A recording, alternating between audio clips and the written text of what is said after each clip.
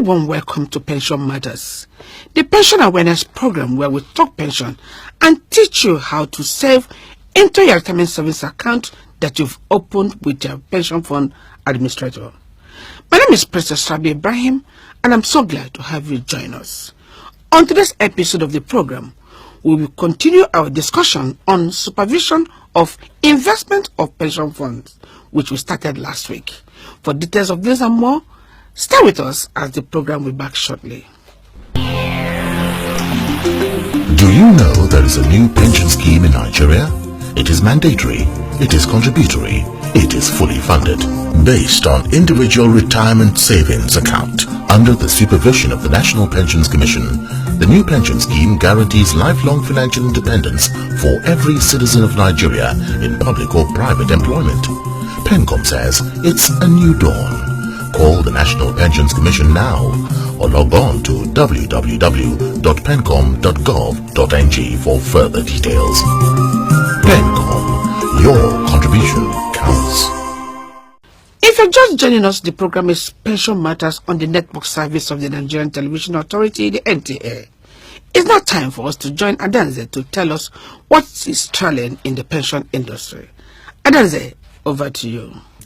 Thank you very much, Princess. Hello viewers, welcome to Pension Trail. This is where we'll give you the latest updates and happenings in the pension industry.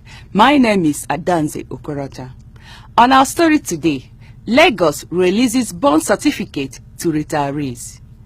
The Director General of the Lagos State Pension Commission, Mrs. Folashade Onanuga, stated that they has issued another set of retirement benefit board certificates of 895.522 million naira to retirees from civil service and parastatus in June 2016. While speaking at the 28th Retirement Benefit Board Certificate presentation ceremony, Mrs. Onanuga said that the state government commenced the monthly payment of terminal entitlements in August 2015, and in the last 11 months, 15.4 billion naira had been paid to 3,600 retirees. She also noted that the Commission is itching towards the pension structure that will ensure commencement of pension payment not later than 4 months after retirement, as paying retirees monthly is part of agenda for New Lagos State.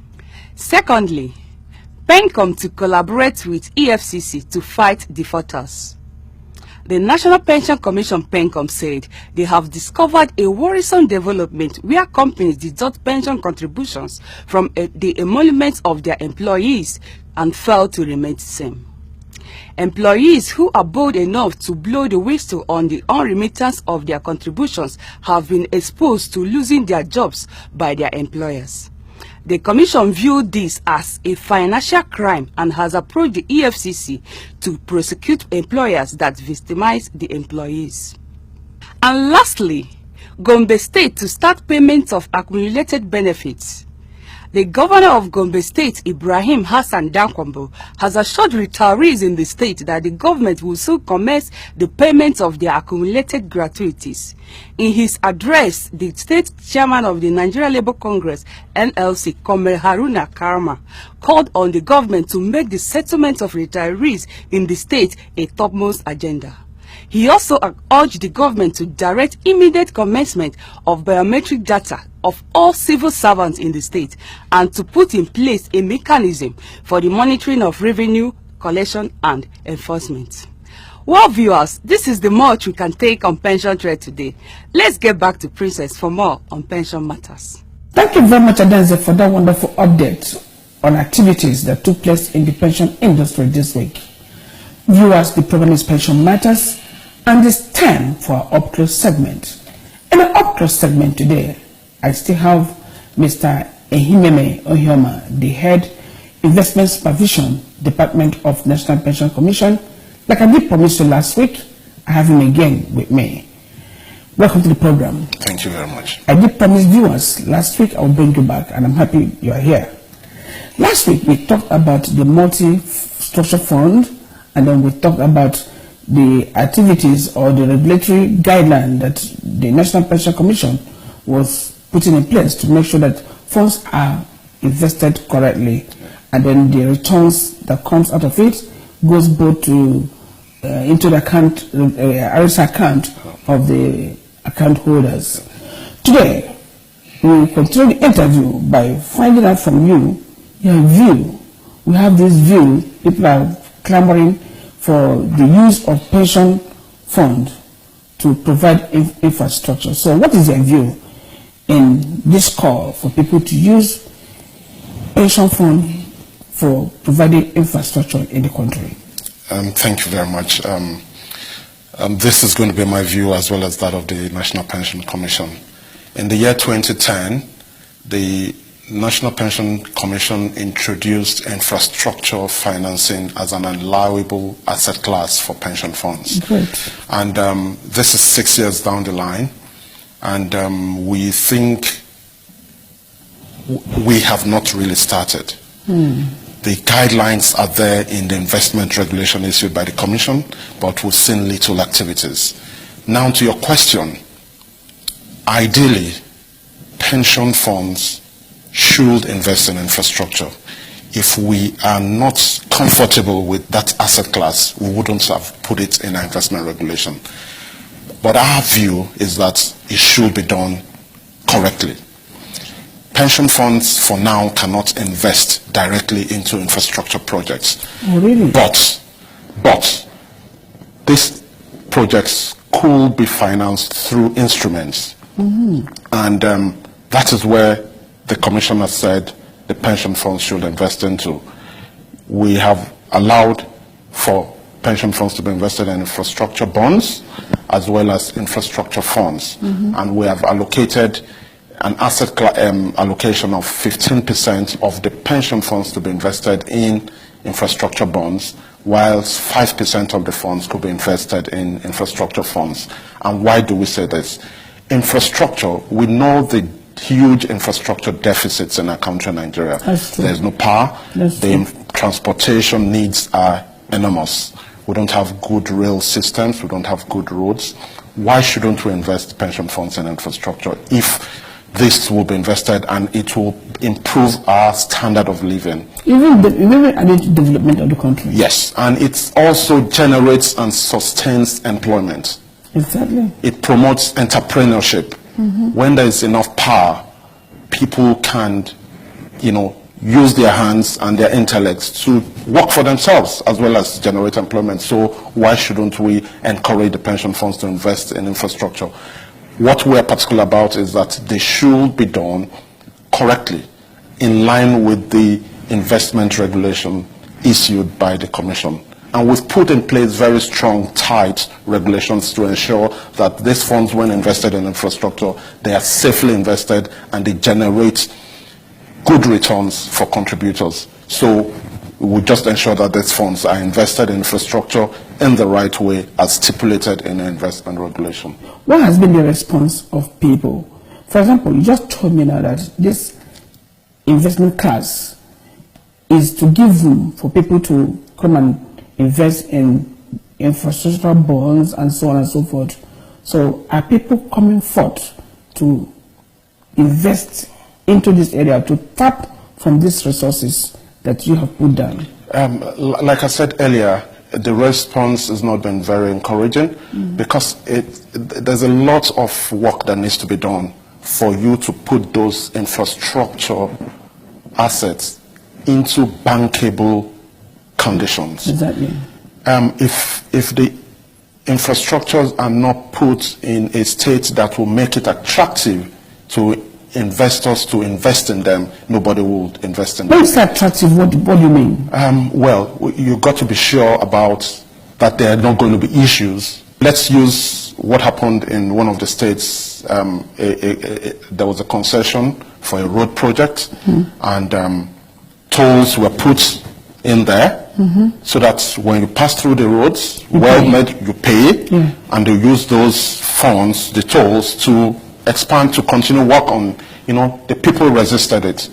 So you got to put the right legal framework, the right regulatory framework, and you got to get the buy-in of the people. Okay. Because the roads or that infrastructure projects must be able to generate cash flows. Exactly. To be able to repay the investors that have invested in that project. that. So if the investors are not sure that all those conditions are in the right, have been properly done, nobody will invest in that project. And so that's why I said those projects must be put in a bankable state, and you must get a buy-in of the people that are going to use that project to ensure that they pay. They must know that nothing comes free.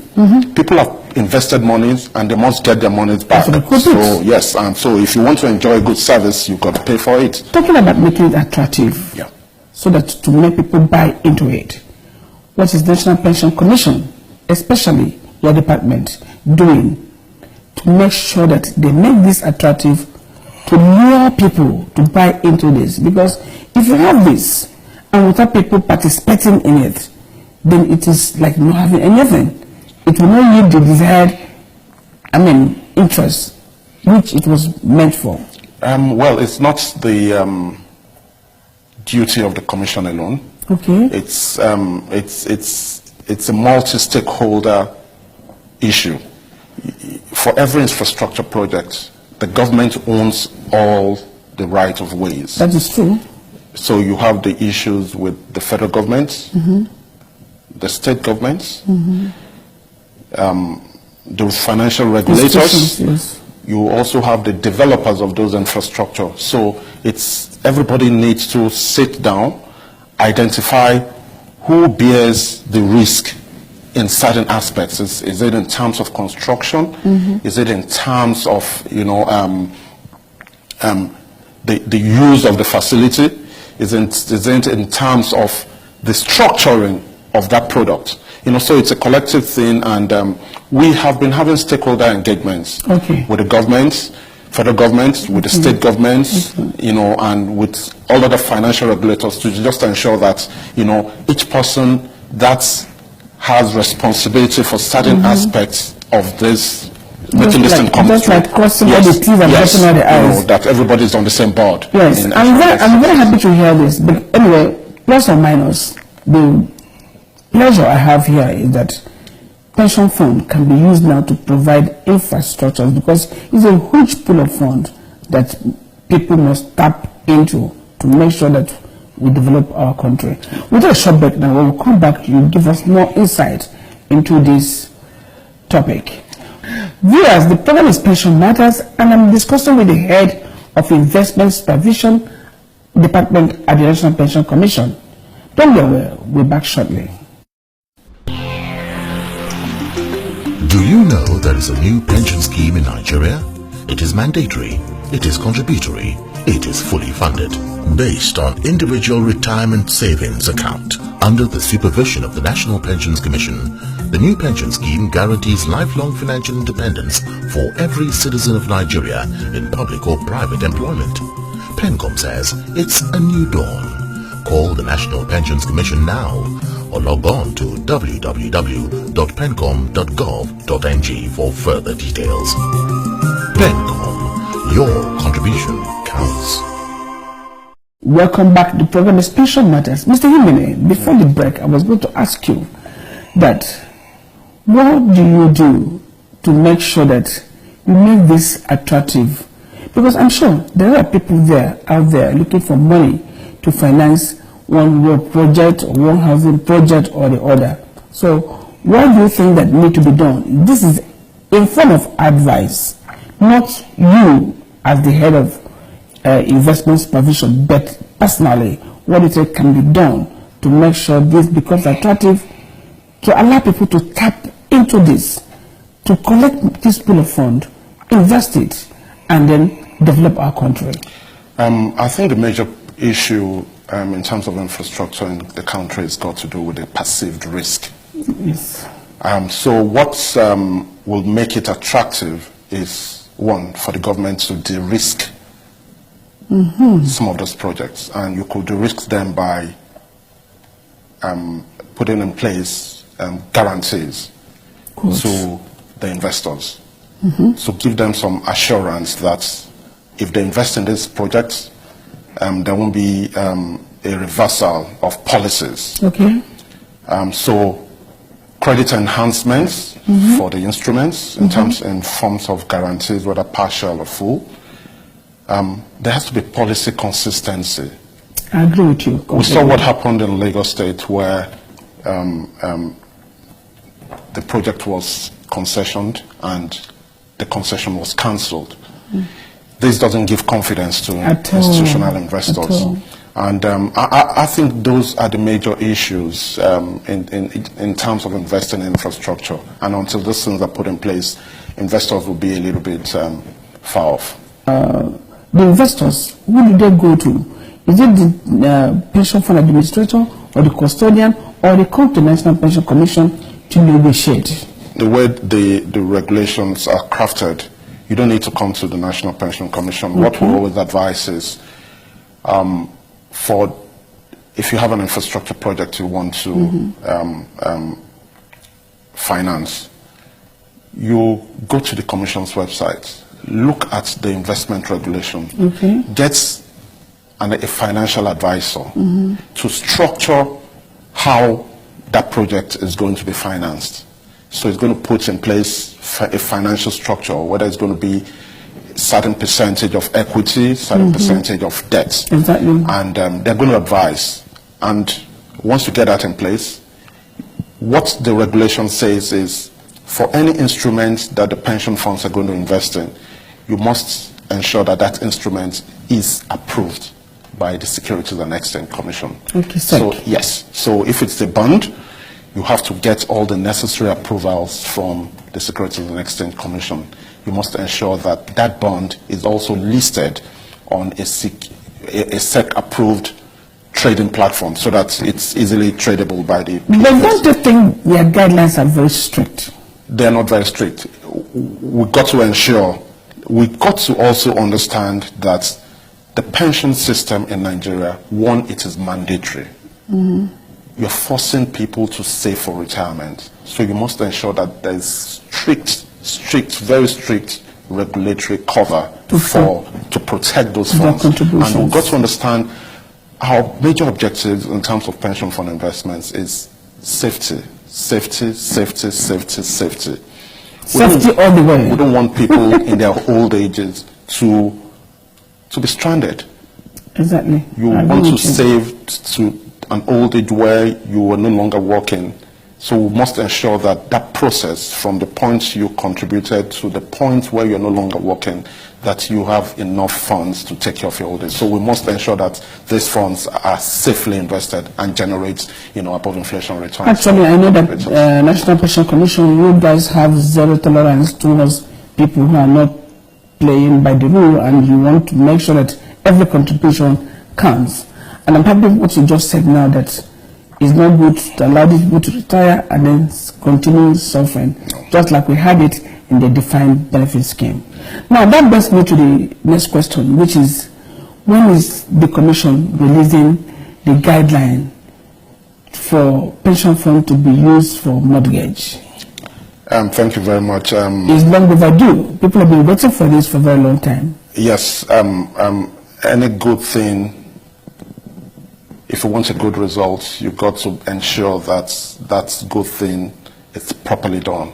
It's taken so long, but very soon that guideline will be out, because what we did in coming out with any regulation or guideline, we must get the buy-in of all stakeholders. We've been having a series of meetings. We've done an exposure draft of that guidelines.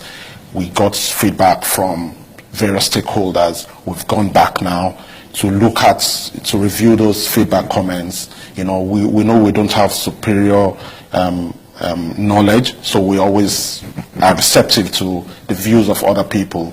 And we've received those feedback comments. We've reviewed them and we've updated the guidelines. Okay. It's undergoing the approval process. It's just not a one bus stop, stage. So it's undergoing the approval process, and very shortly, I don't want to put a time frame to it, but very shortly it's at the final stage of approval. So in the next couple of months, couple of weeks, that regulation will be out. Mr. Ian, I'm very happy with what you just told me now, and I like PENCOM. PENCOM, they are very, very professional.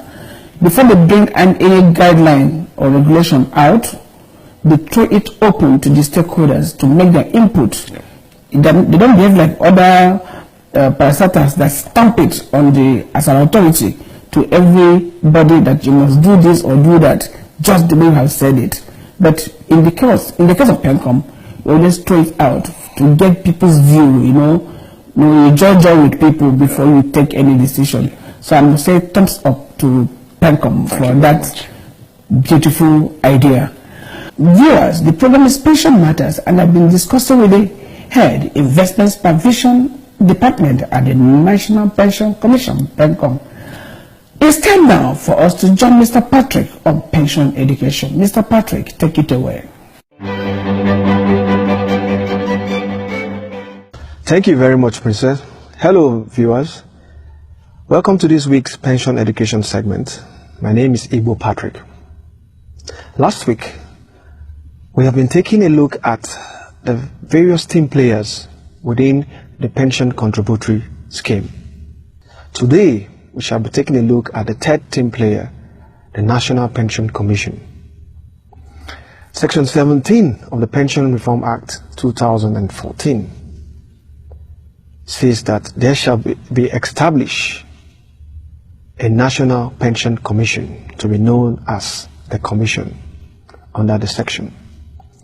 This is what gives birth to the National Pension Commission with an acronym as PENCOM, as it's commonly called within the industries. PENCOM actually was established to regulate, supervise, and also ensure that the activities within the contributory pension scheme is done in compliance with the Pension Reform Act of 2014, and also ensure that it is a plain level field for each of the team players that we have been mentioning. PENCOM was established to also direct the activities and also monitor what happens within the previous scheme known as the Defined Benefit Scheme, or what we refer to as the old scheme. The National Pension Commission is actually made up of different departments, but we shall talk about the executives who have the directives to run the commission. It is made up of the Director General and 4 commissioners.